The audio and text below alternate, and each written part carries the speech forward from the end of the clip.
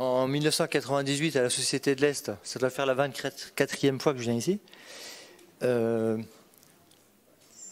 Laurent Quétrine a montré un cas d'une dame qui avait une myopie de -3 des deux yeux, c'était traité -6. Le lendemain, ils lui ont fait le +3. Et la patiente, elle avait 50 ans, elle dit merci docteur, je vois tout de loin et de près. Dès ce moment-là, en 98, je savais qu'on pourrait voir de loin et de près. Avec un seul œil, non pas 10 dixièmes P5 ou 8 dixièmes P1 simple, on peut voir 10 dixièmes P2.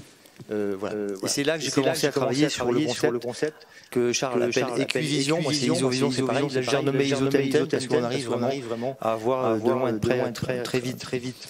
Je n'ai pas d'intérêt financier dans cette communication.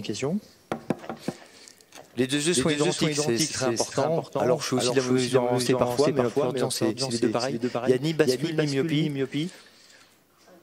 La récupération est très rapide, de près c'est immédiat, c'est quelques minutes, de loin c'est encore un peu long, c'est vrai, il faut le gérer, c'est important. On leur donne des verres d'appoint, parfois plus ou moins 0,75 pour qu'ils récupèrent. Il y a un training qui est important, il faut suivre un peu les patients, mais ça vaut le coup. Il faut leur dire qu'en presbylasie, quel que soit le type, il y a un problème de lumière, il faut de la lumière pour lire. Quand c'est sombre, ça marche pas. Et puis il n'y a pas d'effet de grossissement par rapport aux lunettes, il faut leur dire, ça fait pas loup, donc ça c'est important.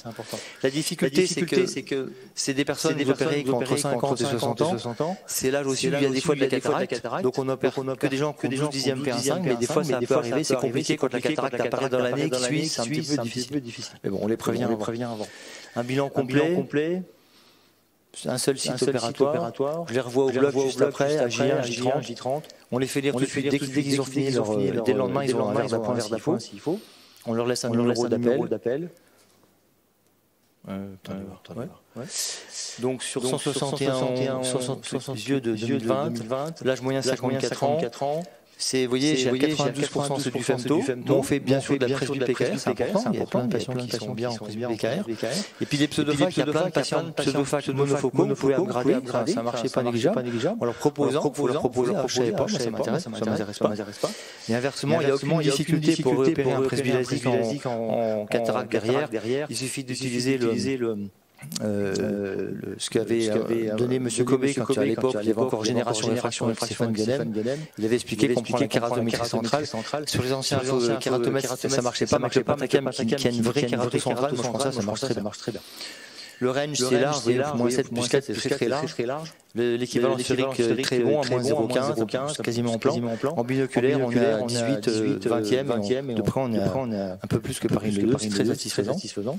Voilà un exemple. Pourquoi je garde le système de traitement de loin, traitement de près. Tous les patients sont amenés à l'hémétropie. On calcule une data intermédiaire théorique. On rajoute dessus le customized ablation, le traitement F4.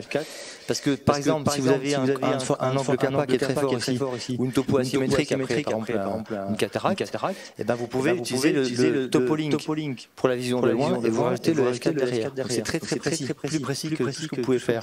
Ce qui fait qu'on obtient ce genre de figure au diaporama terminé. Ici, c'est sans équivalent au niveau de la. C'est un traitement topolink.